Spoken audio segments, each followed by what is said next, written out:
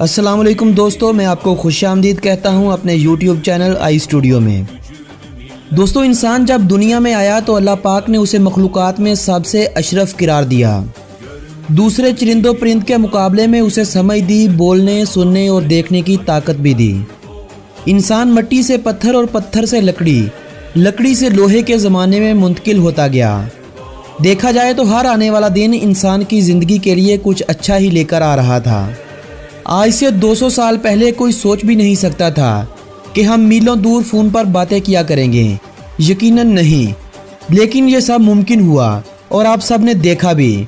अभी दुनिया में ऐसी ऐसी तरक्कियां होंगी कि आप हैरान रह जाएंगे। अब 21वीं सदी गुजर रही है। आज से ठीक एक सदी पहले दुनिया के हालात आज से बहुत मुख्तलिफ थे। आज से एक सदी पहले क्या हुआ था, इस बात से आशनाई हासिल करने से पहले ज़रा पहले हम इस्लामी तारीख पर मोटी मोटी नज़र दौड़ाते हैं।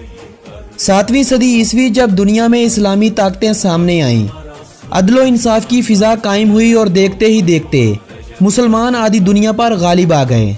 13वीं सदी का आगाज़ हुआ तो मुसलमानों की सबसे बड़ी इस्लामी सल्तनत सल्तनत उस्मानिया दुनिया की नज़रों के सामने आई।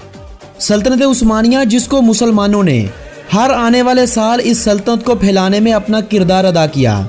मुसलमानों के मुकद्दस तरीन शहर मक्का मुकरमा और मदीना मुनव्वरा भी इसी सल्तनत में शुमार होते थे और तुर्कों का यही दौर इंसानी तारीख की एजादात और कामयाबियों का दौर कहलाता है।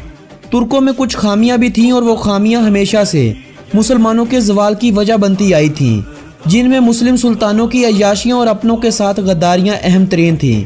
लेकिन मुसलमानों की इस अजीम सल्तनत के तबाह होने की एक बड़ी वजह और भी थी, और वो वजह थी पहली जंग अजीम। 19वीं सदी में दुनिया के मुख्तलिफ ममालिक में बेशुमार जंगें और कत्लो गारत हुई। इन सब के दौरान पूरी दुनिया में 1 करोड़ लोग जान की बाजी हार गए। 19वीं सदी का इख्ताम हो रहा था और दुनिया की ईजादात इंसानी ज़िंदगी को ख़त्म करने पर लगी हुई थी। मशीन गन्ने, नित नई बंदूकें और गैसों की मदद से इंसानी ज़िंदगी को ख़त्म करना अब बहुत आसान हो चुका था। कमज़ोर ममालिक को फतह करना अब जुनून की हद तक दूसरे ममालिक पर सवार हो चुका था। ऐसे में कुछ आलमी ताकतों के आपस में मुआहदे हुए। हल्की हल्की जंगें कई ममालिक के दरमियान मुख्तलिफ मुकामात पर जारी रहीं। 28 जून 1914 को एक सर्बियन बाशिंदे ने ऑस्ट्रिया के एक शहजादे को गोली मार दी। ये गोली गलती में नहीं बल्कि पूरी प्लानिंग के जरिए मारी गई थी।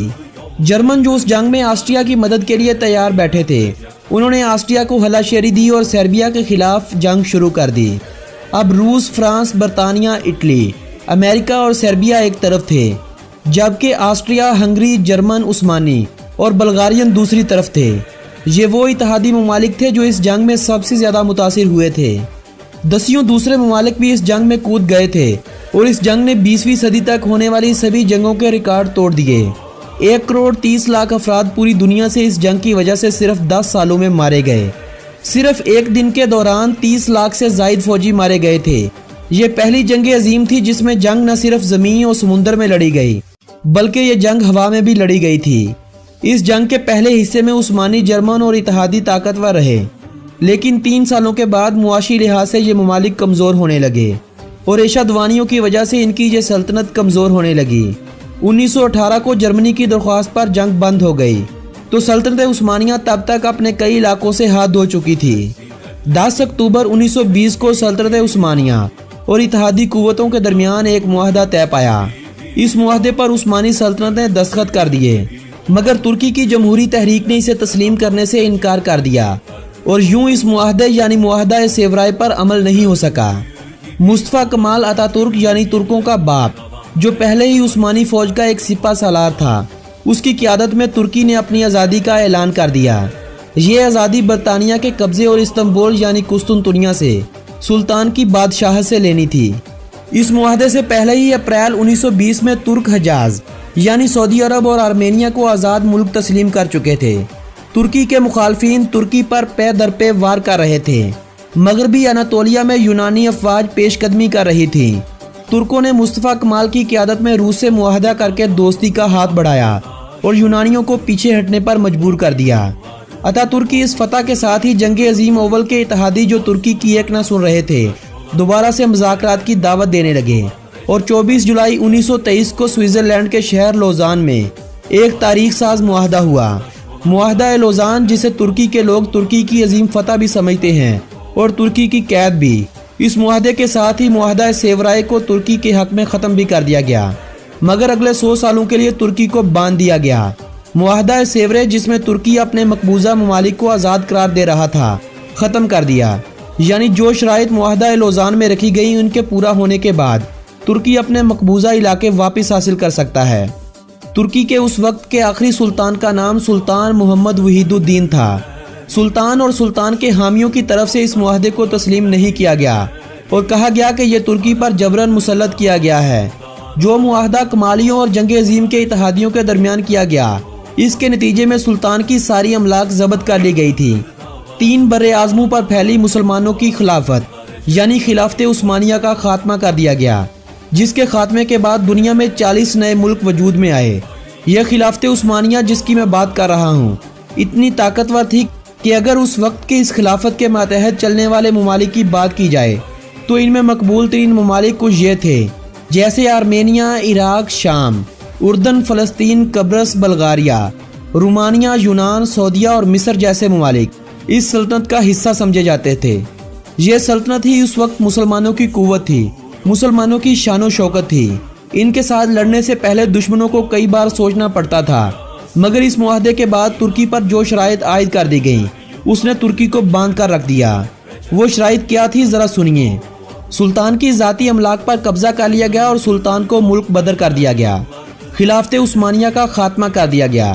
3 बरे आज़मों पर फैली हुई खिलाफत के असासों से दस्तबरदारी, जो तुर्की खिलाफत उस्मानिया का मरकज़ था, उसे एक सेकुलर स्टेट करार दिया गया। इस्लाम और खिलाफत के ऊपर पाबंदी लगा दी गई। इस्लाम अंगेज़ तकारीर और अरबी में अजान देने पर भी पाबंदी आयद कर दी गई। तुर्की के कुदरती वसाइल में पेट्रोल सरे फहरिस्त था। पेट्रोल की ड्रिलिंग पर पाबंदी लगा दी गई, यानी तुर्की सिर्फ पेट्रोल खरीदने का पाबंद बना दिया गया। तुर्की के शहर इस्तांबुल के दरमियान में से एक नहरनुमा समुंदर है, जिसे बास्फोरस कहा जाता है। यह तजारत का एक इंतहाई शॉर्टकट रास्ता भी है। इस समुंदर की अहमियत नहर स्विस जितनी है, यानी एक बरे आज़म से दूसरे बरे आज़म तक माल पहुंचाना बहुत आसान था। तुर्की पर जो पाबंदियां लगाई गईं, उनमें यह भी था कि बास्फोरस को आलमी समुंदर करार दिया जाए और इस समुंदर से गुजरने वाले किसी भी बहरी जहाज से तुर्की टैक्स वसूल नहीं कर सकेगा। इन सभी शराइत के बाद इस मुआहदे को 100 साल के लिए तुर्की पर लागू कर दिया गया। 1299 से शुरू होने वाली खिलाफत 1922 में अपने इख्तिताम को पहुंची। ये मुआहदा जो 1923 में हुआ, 2023 में मुकम्मल हो जाएगा। आप सब देख रहे होंगे कि पिछले कुछ सालों से जब से तैयब उर्दगान तुर्की के लिए नुमाया काम कर रहा है, सारे यहूदो नसारा एक पेज पर खड़े हो चुके हैं।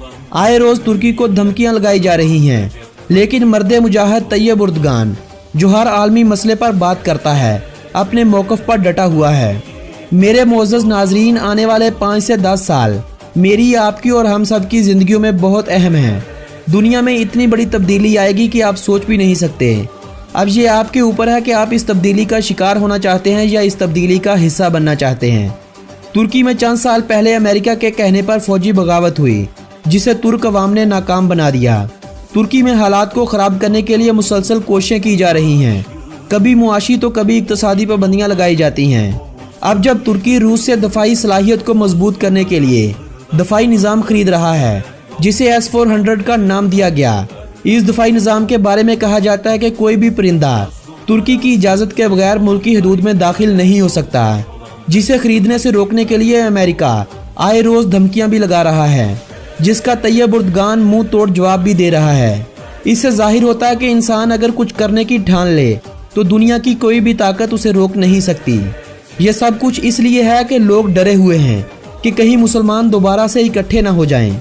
आप गौर करें तो आपको तैयब उर्दगान और पाकिस्तानी लीडर इमरान खान की बात से महसूस होगा, जो मुसलमानों को जोड़ने की बात कर रहे हैं। तैयब उर्दगान भी यही कहता है कि 2023 के बाद तुर्की पहले जैसा बीमार तुर्की नहीं रहेगा। तुर्की क्यों बार बार मुसलमानों की मदद के लिए भाग रहा है? यकीनन उसी अपने पुराने ख्वाब की ताबीर बनने की कोशिश में है। तुर्क मुसलमानों का खून जोश मार रहा है, पुराने जज्बे रंग ला रहे हैं, और यही चीज़ अमेरिका, इसराइल और मुशरिकीन ममालिक को बहुत ज़्यादा तंग कर रही है। 2023 के बाद तुर्की बास्फोरस से गुजरने वाले हर बहरी जहाज से टैक्स वसूल भी करेगा। अपनी ज़मीन और दूसरे ममालिक में ऑयल पर इन्वेस्टमेंट भी करेगा। इंशाल्लाह कब्रस का मसला तुर्की के साथ इल्हाक की सूरत में हल होगा और तुर्क सुल्तान जिन्हें मुल्क बदर किया गया दोबारा से वतन वापस आएंगे। और दूसरी तरफ अमेरिकन मीडिया हमारी नौजवान नस्ल को डराने में लगा हुआ है। हर बड़े चैनल पर या तो पाकिस्तान और तुर्की के खिलाफ बात होती है या ईरान के खिलाफ, और हर बार ये वाज़ेह करने की कोशिश की जाती है कि अमेरिका के साथ लड़ना एक बहुत बड़ी हमाकत है। अमेरिका जब चाहे तुम्हें मिटा सकता है। ये बात सोचने की है कि क्या वाकई अमेरिका इतना सुपर पावर है कि जो चाहे कर सकता है। हमें बतलाया जाता है कि अमेरिकन सैटेलाइट इतने पावरफुल हैं कि पूरी दुनिया में होने वाली हर छोटी बड़ी नकलो हरकत को देख सकते हैं। पाकिस्तान ने एटमी धमाके किए। अमेरिका के मना करने के बावजूद पाकिस्तान ने एटमी धमाके किए, मगर उनके सैटेलाइट सिस्टम इतनी बड़ी हरकत को नहीं देख सके। अमेरिका के यानी नेटो के 20,000 कंटेनर, सिर्फ कंटेनर नहीं, जदीद असले और टेक्नोलॉजी से भरे हुए 20,000 कंटेनर गायब हैं। क्या पाकिस्तान इतना बड़ा है कि अमेरिका की सैटेलाइट यहाँ मुकम्मल काम नहीं करती, या हमारे इरादे इतने मजबूत हैं कि हम महसूस ही नहीं होने देते कि असल में हो क्या रहा है। अगर अमेरिका इतना ही पावरफुल है तो अपने 20,000 कंटेनर ढूंढ कर दिखा दे। यकीनन इंसान जब करने पर आ जाए तो दुनिया की कोई ताकत उसका मुकाबला नहीं कर सकती। मैं हूँगा या नहीं इसका फैसला तो खुदा की ज़ात करेगी, मगर आने वाले 5 से 10 सालों में जो होगा वो आप में से कोई ना कोई ज़रूर देखेगा और मुसलमानों पर फख्र करेगा। दोस्तों, मुखालफिन की बातों में ना आओ और अपने मुहाफ़िज़ों के लिए दुआ मांगा करो। अल्लाह आप सबका हामी और नासर हो।